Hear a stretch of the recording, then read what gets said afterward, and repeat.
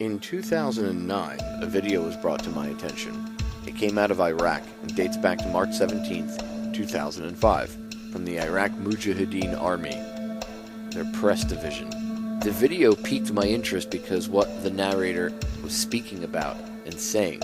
Speaking about a new world order, one world government, how American soldiers and the American public had been lied to about the war, how they were currently still being lied to at the time of the creation of the video about the war, and other things. And I've had it for a while, and I've played the audio clip on air multiple times.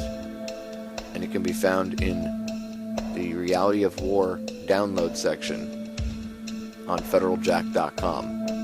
Just go to federaljack.com/war. It'll open up page with all blue links on it. Scroll down to where it says just who were we fighting in Iraq, and you can download the video for yourself, or you can just download it from YouTube here.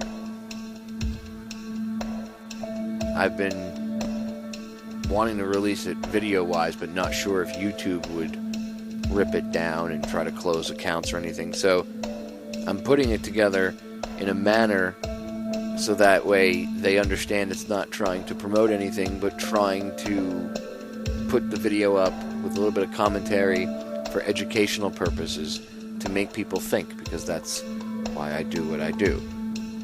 So hopefully after doing some creative video editing, some commentary here, YouTube won't pull the video down. Anyway, let me know what you think in the comments below. Here's the video, dating back to March 17th, 2005. I call it, Just Who Were We Fighting in Iraq? People of America, we wish to share with you our thoughts on the events we experienced, as well as what the future may bear.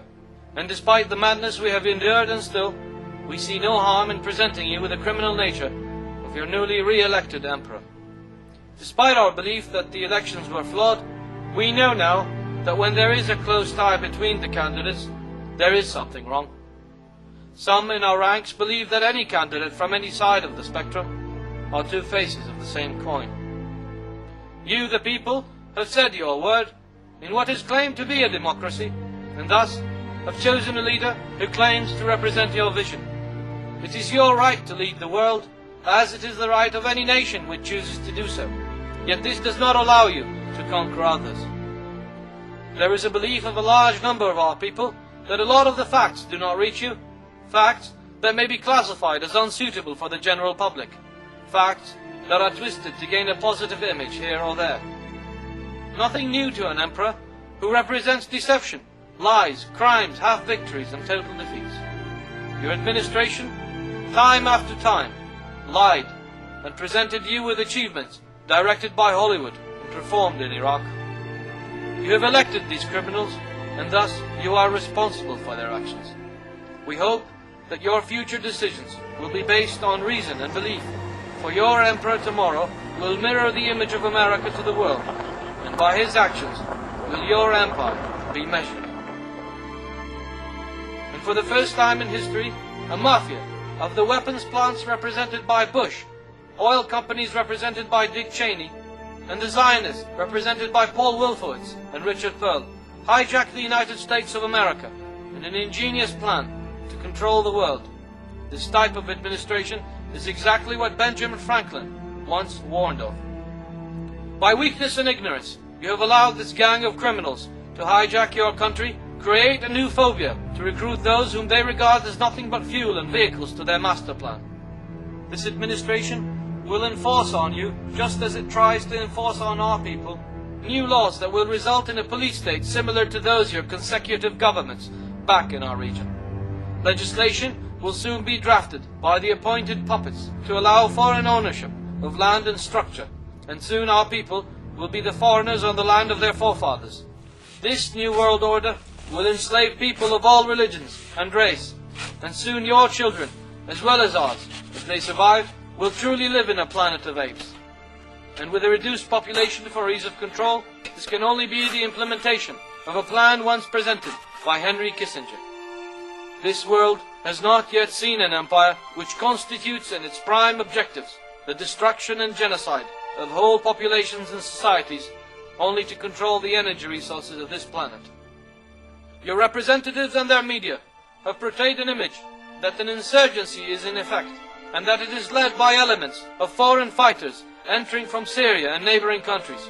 Yet we assure you, this is only a continuation of what Bush once claimed, mission accomplished.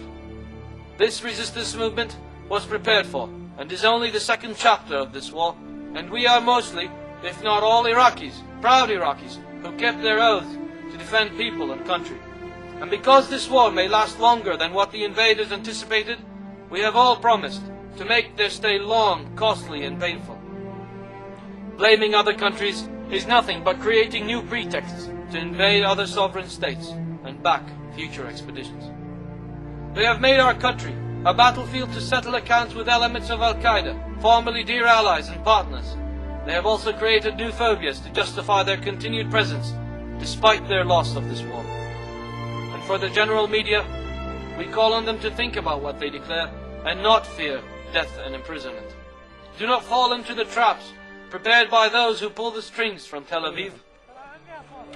As for the declared casualties, this is an epic on its own. We assure you that the figures are far higher than they declare. It is not a secret today in Iraq what we call the green card soldiers. Young men from South America and other parts of the world gathered and promised the US citizenship and large sums of cash for their mercenary services in Iraq. They are always on the front lines, and their casualty figures are never declared.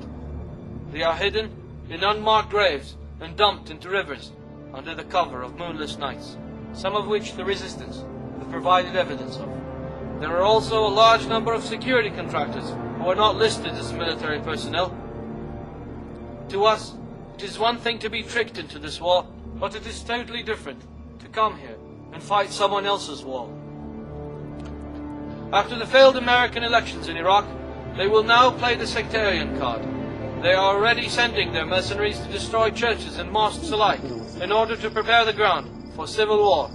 They will train more and more local traitors to conduct police operations and detention raids on anyone who does not accept democracy performed at the muzzle of a barrel. The local mercenaries would also act as sandbags to their masters when we choose to strike. The non-conduct of your troops has also taken its toll on our people. It has created resentment and disgust. They dismiss these war crimes as isolated cases, yet the figures are always on the rise. What's more are scandals of Abu Ghraib, poker, and the use of chemical weapons on Fallujah, and only God knows what's to come. Life under dictatorship is far more safer than behind the bars of your democracy. Have you not asked yourselves, where are the weapons of mass destruction? And where are the links between our previous government and the once CIA-sponsored Al-Qaeda? Or is that all now a thing of the past?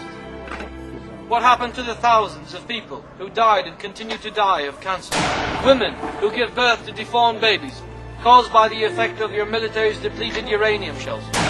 Since 1990, thousands on both sides of the conflict have suffered unknown illnesses. Many have died since then, and others lack medical attention. Large parts of Iraq will be radioactive for millions of years to come. And if we were to return this radiating material to the US and Britain, we would be no different than those who use them. May we ask you, why do you think the British government decided to set foot only in the areas of the south, where the resistance is still partially active? They have left the difficult areas for your boys to suffer. This deal was accepted by your government, only to form a purely cosmetic alliance with a nation that still strives for the glory of its imperial past.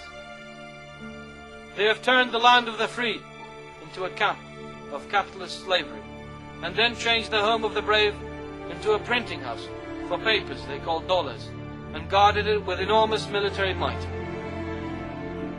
This administration, which claims that you have re-elected, has brought on more humiliation and insults to each and every one of you than any other government in your short yet tremendous history. And as odd as it may seem, we advise you to take matters in your own hands and rid this world of such criminals, or any form of government which resembles the neocons in their aims. Form a third party if need be. Appoint those who resist preemptive war as true representatives of the people. before it is too late. And if demonstrations and protests are not heard, use and protect what is left of your Constitution and correct matters by force. This world awaits your move.